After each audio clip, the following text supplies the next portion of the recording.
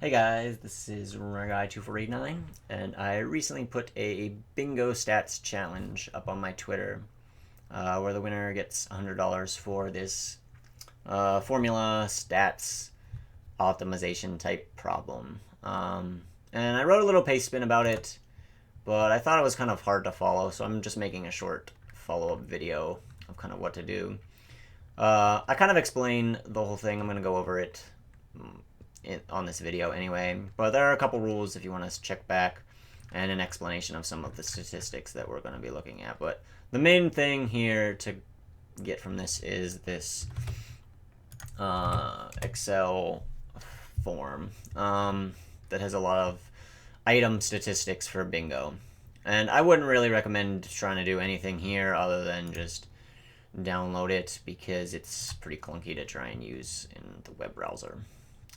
So just save it wherever you want to use it, and once you've got it, and I think this works on any version of Excel 2007 and later, maybe even 2003 if you would change the file extension, I don't know. If you have another software package that's like a statistical modeling thing or whatever, if you can somehow grab this data and use it in there, all the more power to you, as long as I can bring it back to Excel. I want to use Excel. So here are all the items in bingo. This was from version 8.4. This is a complete set of all version 8.4 data. We are now on version 8.5, so nothing here is going to be updated. You don't have to worry about these numbers changing. And I just have some statistics up here. Pretty basic stuff, I think, most of it. How often the item appears, how often it's used, wins, win percentage, best time, average time, median, percentage that it's under 115. The only ones that might be a little confusing are these 900 ones. Greater than 900 used means that the ranking player is over 900 and they picked this item. The ratio is like the normal ratio, except it's only the 900 or greater players again. And same with this. This is average time of ranked 900 or better players. I picked 900 just because it's like the top 15 or so players, typically the players that you would be looking to try and model something after, who are going to be the best bingo players. So those are those statistics. And what we're trying to do here is use this formula. I'll get back to this formula, but that's the one that you're going to be working on. And you can pull whatever stats you want here. But let me just go over to the boards tab real quick. These are all of the goals, all of the boards from all of the 8.4 bingos that we've done. And there are quite a lot of them. There's like thousands of rows of data here.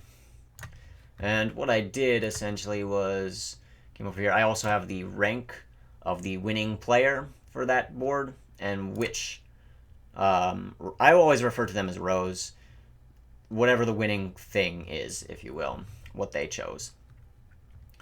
So then what we've got here is a bunch of numbers. These numbers represent these items, and just to give an example, the first item is Defeat Barenade, gives a value of 1.74. If you look at the formula tab, let me find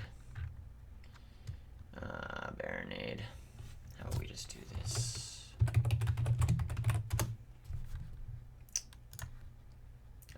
Barenade 1.74. Okay, so that simply just grabs all of those values, and then over here we've got basically the sum. This is column 3, it sums column 3. This is bottom left, top right, sums bottom left, top right. Then we just look at which one was the max. The max was column 3, and we look and see if the winning player picked column 3. If it did, and their rank is over 900. Again, I kind of don't really care how much it corresponds with, like a player with 443 here picked row 3. Could row 3 be the best row? Yeah, but I'm kind of wanting to model it after what the best players are picking, so I just picked 900. So if their rank's over 900 and we got a match, we give it a 1. If not, we just give it a 0.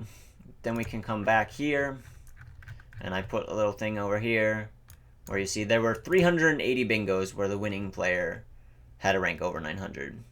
This current formula that I have put in matched 113, so we're just under 30% here that we're getting correct.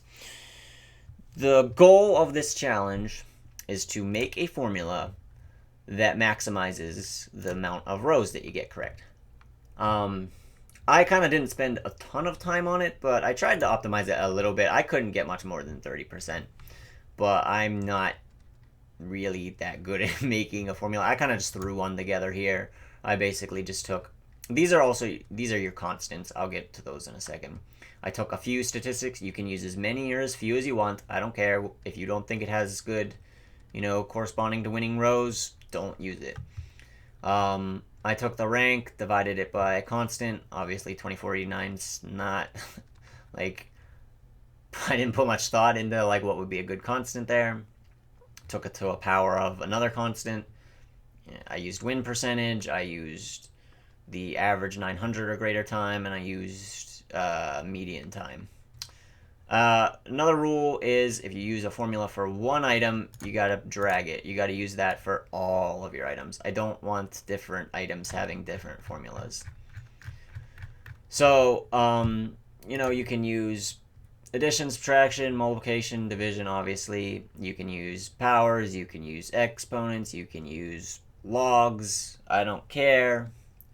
Whatever type of formula you want to make works for me. You can have as few or as many constants as you want. I just kind of put 3 in for now. I don't care if you got 10 constants. But you're trying to optimize, the number of correct rows and the percentage that you get right. One thing that I would recommend doing, let's just say this constant was, some other random number. Right? That's making these numbers really big. I would recommend, if you're going to do this in Excel, to try and use this goal seek to try and optimize some of your constants.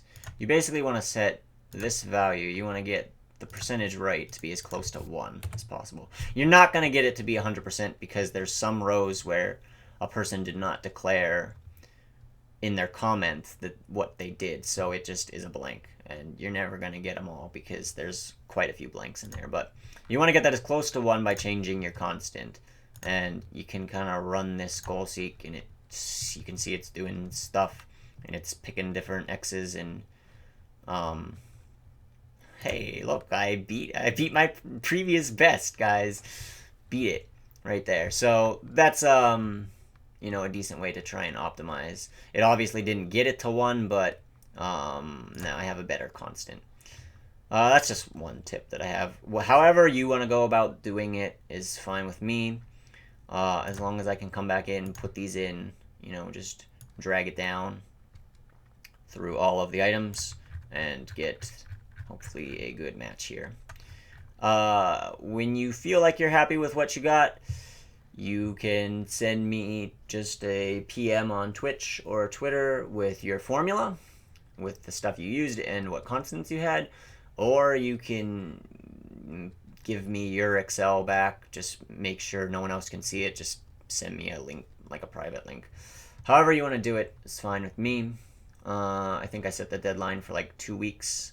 Oh, if you feel like there's another statistic that might be useful for you, let me know, and I'll see if I can add it quickly. But yeah, let's see what we can do here and make a little challenge out of it. The person who gets the highest percentage right, I will PayPal them $100. So hopefully you guys have fun. If you're into this type of thing, statistics, analysis, go for it, guys.